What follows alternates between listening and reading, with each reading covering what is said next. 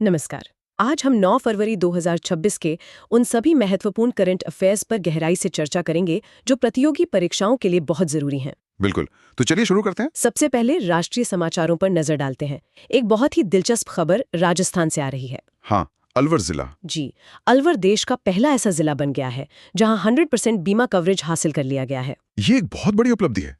मतलब इसका असल में ये मतलब है कि वहाँ के हर नागरिक के पास अब एक तरह का वित्तीय सुरक्षा कवच है। और ये कौन सी योजनाओं के तहत हुआ है? देखिए, इसमें मुख्य रूप से प्रधानमंत्री जीवन ज्योति बीमा योजना और प्रधानमंत्री सुरक्षा बीमा योजना शामिल हैं। ये दिखाता है कि जमीनी स्तर पर योजनाओं का क्रियान्वयन कितना सफल हो सकता है। सही बात है।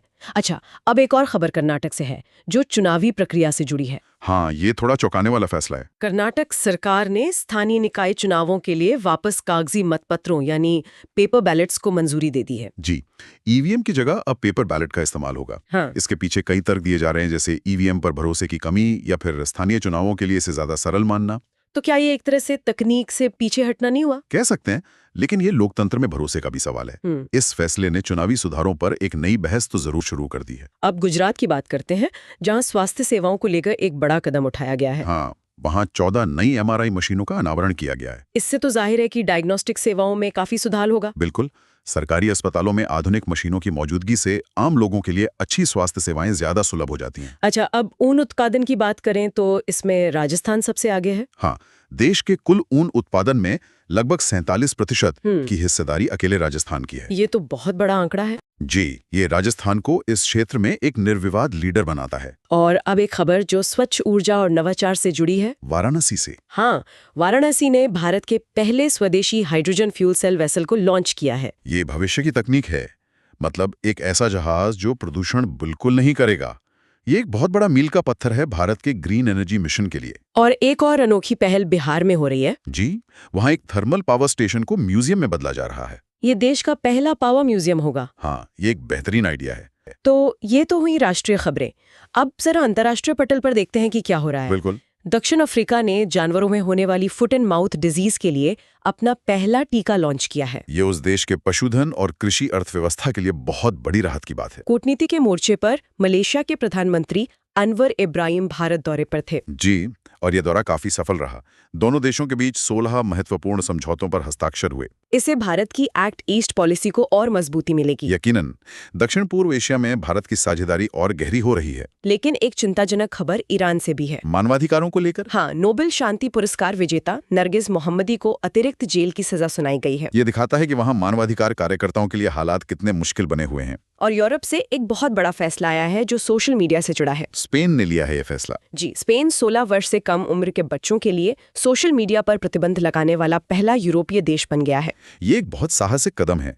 दुनिया भर में इस बात पर बहस चल रही है कि सोशल मीडिया का बच्चों के मानसिक स्वास्थ्य पर क्या असर पड़ रहा है। तो ये फैसला उस बहस को और आगे बढ़ाएगा। बिल्कुल।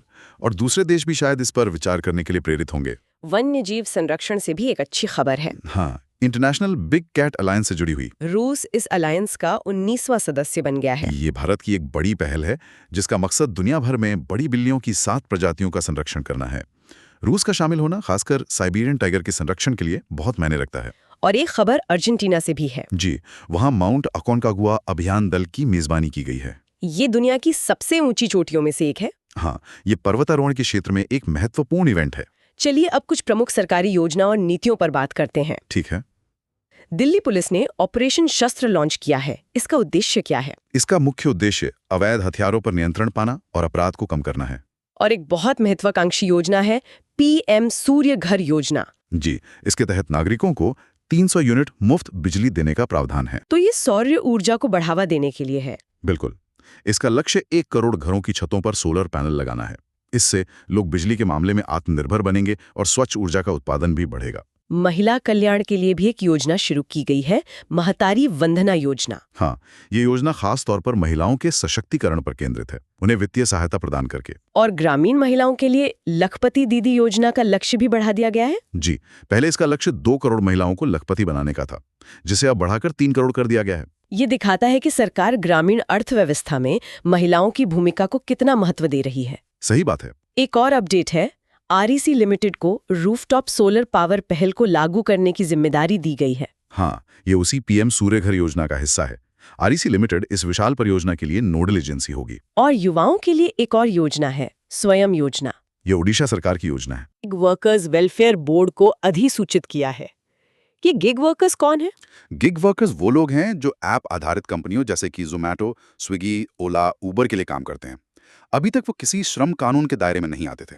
तो ये बोर्ड उनके लिए सामाजिक सुरक्षा सुनिश्चित करेगा। जी, उन्हें स्वास्थ्य बीमा, एक्सीडेंट कवर जैसी सुविधाएं देने की दिशा में ये एक बहुत ही महत्वपूर्ण और पहला कदम है। और एक ऐतिहासिक फैसला उत्तराखंड से है। हाँ, यूनिफॉर्म सिविल कोड यानी यूसीसी को लेकर उत्तराखंड इसे लागू करने वाला देश का पहला राज्य बन गया है। आजादी के बाद पहला। देखिए, गोवा में पुर्तगाली शासन के समय से एक तरह का कॉमन कोड लागू है, लेकिन भारतीय संसद या विधानसभा द्वारा पारित कानून के जरिए यूसीसी लागू करने वाला उत्तराखंड पहला राज्य है। इसका असर क्या होगा? इसका असर शादी, तलाक, विरासत और गोद लेने जैसे नागरिक मामलों पर पड़ेगा। अब राज्य में सभी धर्मों के लोगों के लिए इन मामलों में एक समान कानून होगा। परीक्षाओं में पारदर्शिता लाने के लिए भी एक बिल पेश किया गया है। जी, सार्वजनिक परीक्षा विधेयक। इसका मकसद पेपर लीक और नकल जैसी अनुचित गतिविधियों को रोकना है। इसमें सख्त सजा का प्रावधान होगा। हाँ, इसमें दोषियों के लिए भारी जुर्माना और जेल की सजा दोनों का प्रावधान है। असम कैबिनेट ने भी एक दिलचस्प विधेयक को मंजूरी दी है। जादुई उपचार प्रथाओं को समाप्त करने के लिए। मतलब जो अंधविश्वास और झाड़ फूक से इलाज का दावा करते हैं। बिल्कुल, ये कानून ऐसी प्रथाओं पर रोक लगाएगा जो लोगों के स्वास्थ्य के साथ खिलवाड़ करती हैं। जम्मू और कश्मीर से भी एक अपडेट है।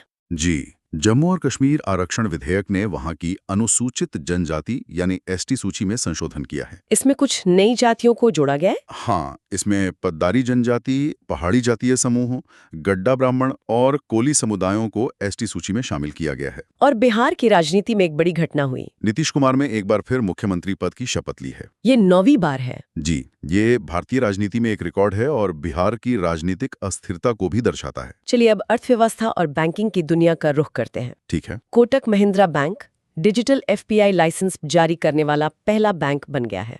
एफपीआई क्या होता है? एफपीआई का मतलब है फॉरेन पोर्टफोलियो इन्वेस्टमेंट। जब विदेशी निवेशक भारतीय शेयर बाजार में पैसा लगाते हैं तो उन्हें एफपीआई के तौर पर रजिस्टर करना होता है। कोटक बैंक ने इस पूरी प्रक्रिया को डिजिटल और आसान बना दिया है। ऊर्जा क्षेत्र में एक बड़ा अधिग्रहण हुआ है। हाँ, पीएफसी यानी पावर फाइनेंस कॉर्पोरेशन ने आरईसी लिमिटेड में 52% की हिस्सेदारी खरीदी है। तो अब आरईसी पीएफसी की सब्सिडियरी बन गई है। जी, ये दोनों ही ऊर्जा क्षेत्र को फाइनेंस करने वाली बड़ी सरकारी कंपनियां हैं। इस अधिग्रहण से इनके कामकाज में और बेहतर तालमेल की उम्मीद है। भारत की जीडीपी वृद्धि को लेकर एक अनुमान आया है गोल्डमैन सैक्स का। उन्होंने कैलेंडर वर्ष 2026 के लिए भारत की जीडीपी वृद्धि दर 6.9% रहने का अनुमान लगाया है। ये एक बहुत मजबूत अनुमान है, खासकर तब जब दुनिया की कई बड़ी अर्थव्यवस्थाएं धीमी गति से बढ़ रही हैं। और रिटेल की दुनिया में वॉलमार्ट ने एक नया कीर्तिमान स्थापित किया है। $1 ट्रिलियन के मार्केट कैप तक पहुंचने वाली पहली रिटेल कंपनी बन गई है। ये आंकड़ा कितना बड़ा है, इसे कैसे समझें? देखिए, ये दिखाता है कि कंपनी ने टेक्नोलॉजी, सप्लाई चेन और ग्लोबल पहुंच का इस्तेमाल करके रिटेल सेक्टर पर कितना बड़ा दबदबा बना लिया है। ये दुनिया की सबसे मूल्यवान कंपनियों में से एक है। एचडीएफसी बैंक ने भी एक नया प्रोडक्ट लॉन्च किया है। जी, छोटे और मध्यम उद्यमों यानी एसएमई के लिए डिजिटल क्रेडिट कार्ड। इससे उन्हें बिजनेस के खर्चों के लिए क्रेडिट मिलना आसान हो जाएगा। हाँ, और पूरी प्रक्रिया डिजिटल होने से ये काफी तेज और सुविधाजनक होगा। लेकिन एक बैंक पर आरबीआई ने कार्रवाई भी की है। जी, भारतीय रिजर्व बैंक ने जयप्रकाश नारायण नगरी सहकारी बैंक का लाइसेंस रद्द कर दिया है। इसकी वजह? इसकी मुख्य वजह बैंक की खराब वित्तीय स्थिति और नियमों का पालन न करना था। अब जरा बजट और राजकोषीय अपडेट्स पर एक नजर डाल लेते हैं। बिल्कुल। भारत ने संयुक्त राष्ट्र के रेगुलर बजट 2026 के लिए $35.18 मिलियन का भुगतान किया है। और खास बात यह है कि भारत ने यह भुगतान समय पर किया है, जिसके लिए भारत को यूएन ऑनर रोल में शामिल किया गया है। अंतरिम बजट में रक्षा क्षेत्र के लिए कितना आवंटन हुआ है? 6.21 लाख करोड़ रुपए का। ये कुल बजट का एक बड़ा हिस्सा है और हमारी रक्षा जरूरतों को दिखाता है। और राजकोषीय घाटे का लक्ष्य क्या रखा गया है? से धीरे धीरे कम करने की कोशिश कर रही है। जी, एक स्वस्थ अर्थव्यवस्था के लिए राजकोषीय घाटे को नियंत्रण में रखना बहुत जरूरी है। पूंजीगत व्यय यानी कैपिटल एक्सपेंडिचर के लिए भी बड़ा आवंटन है। हाँ, 11.11 लाख करोड़ रुपए। इसका मतलब है कि सरकार इंफ्रास्ट्रक्चर जैसे कि सड़कें, बंदरगाह, रेलवे के निर्माण पर काफी खर्च करेगी, जिससे अर्थव्यवस्था को गति मिलती है। बिल्कुल, इससे रोजगार भी पैदा होता है और लॉन्ग टर्म ग्रोथ भी होती है। बजट में एक नई टर्म भी आई है, ब्लू इकोनॉमी 2.0। हाँ, इसका संबंध हमारे समुद्री तटों और समुद्री संसाधनों से है। तो ये जलवायु लचीले तटों के लिए है। जी, इसका उद्देश्य है कि हम अपने समुद्री संसाधनों का सस्टेनेबल तरीके से इस्तेमाल करें और क्लाइमेट चेंज के असर से अपने तटों को बचाएं। अब कुछ महत्वपूर्ण रिपोर्ट्स, इंडेक्स और रैंकिंग्स देख लेते हैं। ये परीक्षाओं के लिए काफी अहम होते हैं। ग्लोबल फायर पावर इंडेक्स 2026 में भारत को विश्व स्तर पर चौथा स्थान मिला है। ये हमारी सैन्य शक्ति को दर्शाता है। इस सूची में यूएसए पहले, रूस दूसरे और चीन तीसरे स्थान पर है। ये रैंकिंग कई पैमानों पर आधारित होती है ना? जी, इसमें सैनिकों की संख्या, हथियार, आर्थिक मजबूती, लॉजिस्टिक्स सब कुछ देखा जाता है। ऊन उत्पादन में भारत में पहले स्थान पर कौन है? ये हम पहले भी बात कर चुके हैं, राजस्थान। और हेनले पासपोर्ट इंडेक्स में भारत की क्या रैंकिंग है? इसमें भारत को 80वां स्थान मिला है। ये क्या बताता है? ये बताता है कि भारतीय पासपोर्ट धारक कितने देशों में बिना वीजा या वीजा ऑन अराइवल की यात्रा कर सकते हैं। एक और इंडेक्स है करप्शन परसेप्शन इंडेक्स। हाँ, इसमें भारत को 93वां स्थान मिला है। ये रैंकिंग थोड़ी चिंताजनक है। हाँ, 180 देशों में 93वां स्थान दिखाता है कि सार्वजनिक क्षेत्र में भ्रष्टाचार को लेकर अभी भी बहुत काम करने की जरूरत है। और शहरों की बात करें तो टॉम ट्रैफिक इंडेक्स क्या कहता है? इसके अनुसार बेंगलुरु दुनिया का छठा सबसे भीड़भाड़ वाला शहर है। मतलब ट्रैफिक की समस्या वहाँ काफी गंभीर है। जी, और ये शहरी नियोजन और पब्लिक ट्रांसपोर्ट की जरूरत पर जोर देता है। अब विज्ञान और प्रौद्योगिकी के क्षेत्र की कुछ रोचक खबरों पर चलते हैं। इसमें एआई और स्पेस से जुड़ी खबरें हैं। भारत जेन नाम का एक एआई मॉडल लॉन्च किया गया है। हाँ, और ये सरकार समर्थित है। इसकी खासियत ये है कि ये 22 भारतीय भाषाओं को सपोर्ट करता है। तो ये एआई को भारत की आम जनता तक पहुंचाने में मदद करेगा। बिल्कुल, ये डिजिटल समावेशिता की दिशा में एक बहुत बड़ा कदम है। और जियोलॉजिकल सर्वे ऑफ इंडिया ने एक नई खोज की है। जी, पश्चिम बंगाल में 2 समुद्री कीड़ों की खोज की है जिन्हें बालो वॉरियर कहा जा रहा है। इनके नाम भी रखे गए हैं। हाँ, एक का नाम जीएसआई की डायरेक्टर धृति बनर्जी के सम्मान में नेरीस धृतीय रखा गया है और दूसरे की प्रजाति का नाम सोटेनोट्टो ग्रोथा है। भारत के स्पेस मिशन से भी एक बड़ी अपडेट है व्योम मित्र को लेकर। ये एक महिला रोबोट अंतरिक्ष यात्री है जो गगनयान मिशन से पहले उड़ान भरेगी। जी, व्योम मित्र का मतलब है अंतरिक्ष का दोस्त। उसे पहले भेजने का मकसद ये है कि इंसानी मिशन से जुड़ी सभी प्रणालियों को अच्छी तरह से परख लिया जाए। ये हमारे अंतरिक्ष यात्रियों की सुरक्षा सुनिश्चित करेगा। और आईआईटी मद्रास ने भी एक महत्वपूर्ण सुविधा विकसित की है। हाँ, एक हाइपर वेलोसिटी टेस्ट सुविधा। ये किस काम आएगी? ये एरोस्पेस रिसर्च के लिए बहुत जरूरी है। इससे बहुत तेज गति से यात्रा करने वाली चीजों जैसे मिसाइल या स्पेसक्राफ्ट का अध्ययन किया जा सकता है। चलिए अब रक्षा और सुरक्षा से जुड़े समाचारों पर आते हैं। ठीक है। अग्नि-3 मिसाइल का सफल परीक्षण किया गया है। जी, ये एक इंटरमीडिएट रेंज बैलिस्टिक मिसाइल है जिसका परीक्षण ओडिशा के तट से किया गया।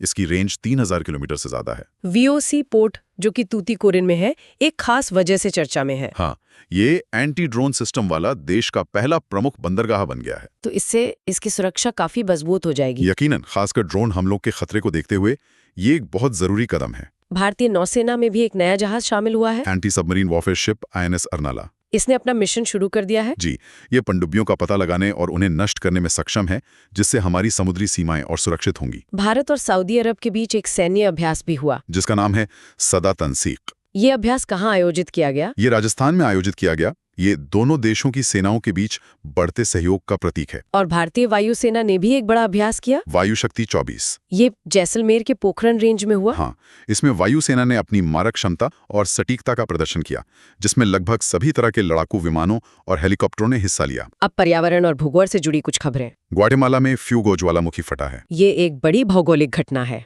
जी, ये मध्य अमेरिका के सबसे सक्रिय ज्वालामुखियों में से एक है। भारत में गोवा एक खास वजह से दूसरा राज्य बन गया है। बर्ड एटलस प्रकाशित करने वाला। तो पहला राज्य कौन सा था? पहला राज्य केरल था। ये पक्षियों की प्रजातियों और उनके वितरण का एक विस्तृत दस्तावेज होता है। और भारत में रामसर स्थलों की संख्या भी बढ़ गई है। हाँ, अब कुल संख्या बढ़कर 98 हो गई है। ये आर्द्र भूमि संरक्षण के लिए एक बड़ी उपलब्धि है। बिल्कुल।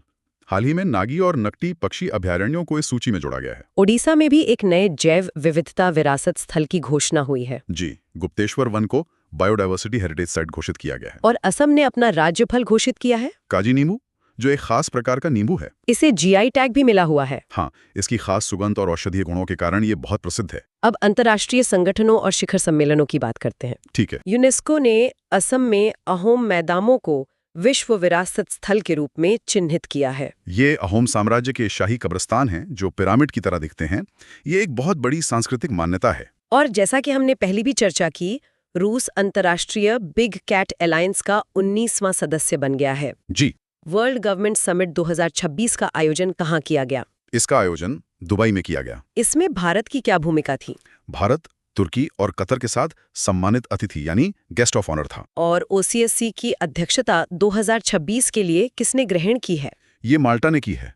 OSCC का पूरा नाम है organisation for security and cooperation in Europe. नई दिल्ली ने भी एक महत्वपूर्ण सम्मेलन की मेजबानी की। हाँ, 7वें हिंद महासागर सम्मेलन यानी इंडियन ओशन कॉन्फ्रेंस की। इसमें हिंद महासागर क्षेत्र के देशों के बीच सहयोग बढ़ाने पर चर्चा हुई। जी, ये इस क्षेत्र में शांति और समृद्धि के लिए एक अहम मंच है। आप कुछ पुरस्कारों और सम्मानों पर नजर डालते हैं। भारत रत्न की घोषणा हुई है। जी, कर्पूरी ठाकुर को मरणोपरांत और लालकृष्ण अडवाणी जी को ये सम्मान देने की घोषणा की गई। ये देश का सर्वोच्च नागरिक सम्मान है। इसरो के अध्यक्ष S सोमनाथ को भी एक पुरस्कार मिला है। हाँ, उन्हें KPP नाम्बियार पुरस्कार से सम्मानित किया गया है। और एक खबर जो हमने पहले भी डिस्कस की थी, नरगिस मोहम्मदी के बारे में। हाँ, नोबेल शांति पुरस्कार विजेता जिन्हें ईरान में अतिरिक्त जेल की सजा दी गई है। वर्ल्ड गवर्नमेंट समिट में AI पुरस्कार किसने जीता? ये पाइथागोरस प्रोजेक्ट ने जीता है। और साहित्य का सर्वोच्च सम्मान ज्ञानपीठ पुरस्कार किसे दिया गया है? इस बार ये सम्मान 2 लोगों को दिया गया है, प्रसिद्ध गीतकार गुलजार और संस्कृत विद्वान जगत गुरु राम भद्राचार्य को। चलिए अब फरवरी के कुछ महत्वपूर्ण दिनों और उनकी थीम पर एक नजर डाल लेते हैं। ठीक है। 2 फरवरी को विश्व आर्द्रभूमि दिवस मनाया जाता है। 4 फरवरी को विश्व कैंसर दिवस। 10 फरवरी को विश्व दलहन दिवस। और 11 फरवरी को विज्ञान में महिलाओं और लड़कियों का अंतर्राष्ट्रीय दिवस। 13 फरवरी को राष्ट्रीय महिला दिवस, जो सरोजनी नायडू की जयंती पर होता है। और अंत में 28 फरवरी को राष्ट्रीय विज्ञान दिवस। अब परीक्षा की दृष्टि से कुछ बहुत ही महत्वपूर्ण वस्तुनिष्ठ प्रश्नों को जल्दी से देख लेते हैं। एक तरह का क्विक रिवीजन। किस जिले में 100% बीमा कवरेज है? Alwar, Rajasthan. Big cat alliance का 19वां सदस्य कौन है? रूस। वायु शक्ति अभ्यास कहाँ आयोजित किया गया? जैसलमेर। किस बैंक ने डिजिटल FPI लाइसेंस जारी किया? Kotak Mahindra bank. Fire power index में भारत का रैंक क्या है? चौथा। और SAF U19 महिला खिताब किसने जीता? ये खिताब भारत ने जीता। अब आते हैं हमारे आज के विश्लेषणात्मक विषय पर, भारत का मिसाइल कार्यक्रम। आज का फोकस अग्नि 3 के सफल परीक्षण पर है, जो भारत के IGMD प्रोग्राम का एक हिस्सा है। तो अग्नि 3 किस तरह की मिसाइल है? देखिए, ये एक इंटरमीडिएट रेंज बैलिस्टिक मिसाइल यानी IRBM है। और इसके ईंधन की क्या खासियत है? ये 2 चरणीय ठोस प्रणोदक मतलब 2 स्टेज सॉलिड प्रोपेलेंट का इस्तेमाल करती है। इसका सबसे बड़ा फायदा यह है कि इसे बहुत कम समय में लॉन्च किया जा सकता है। अच्छा, तो इसका रणनीतिक महत्व क्या है, खासकर सेकंड स्ट्राइक क्षमता के संदर्भ में? ये बहुत अहम सवाल है। भारत की परमाणु नीति नो फर्स्ट यूज की है, मतलब हम पहले हमला नहीं करेंगे। ऐसे में अगर हम पर हमला होता है तो जवाबी कार्रवाई करने की हमारी क्षमता बहुत मजबूत होनी चाहिए। और अग्नि 3 उसी क्षमता को मजबूत करते हैं? बिल्कुल। ये भारत की सेकंड स्ट्राइक क्षमता को एक विश्वसनीय आधार देती है, जो एक तरह से शांति बनाए रखने के लिए डेटरेंट यानी निवारक का काम करती है। और अग्नि 5 के बारे में भी बताएं। अग्नि 5 एक इंटरकॉन्टिनेंटल रेंज मिसाइल है, जिसकी मारक क्षमता 5000 किलोमीटर से भी ज्यादा है। ये भारत को दुनिया के उन चुनिंदा देशों में शामिल करती है जिनके पास ऐसी क्षमता है। और इस पूरे कार्यक्रम की नींव किसने रखी थी? इस कार्यक्रम की उत्पत्ति 1983 में डॉक्टर APJ अब्दुल कलाम द्वारा शुरू किए गए integrated guided missile development programme से हुई थी, इसलिए उन्हें भारत का मिसाइल मैन कहा जाता है। बहुत बढ़िया। अंत में आज के कुछ प्रमुख कीवर्ड्स को जल्दी से दोहरा लेते हैं। फ्यूगो, ग्वाटेमाला में एक ज्वालामुखी। भारत जीन, 22 भाषाओं वाला एक AI मॉडल। वॉलमार्ट, $1 ट्रिलियन का मार्केट कैप। निरीस में पश्चिम बंगाल में पाया गया एक समुद्री कीड़ा। VOC port, anti drone system वाला बंदरगाह। और सादा तानसीक, सऊदी अरब के साथ एक सैन्य अभ्यास। इस सत्र की PDF और अन्य परीक्षा सामग्री डाउनलोड करने के लिए हमारे टेलीग्राम चैनल से जुड़ें। आपको वहां अतिरिक्त स्लाइड्स और बोनस सामग्री भी मिलेगी। अगले सत्र में फिर मुलाकात होगी।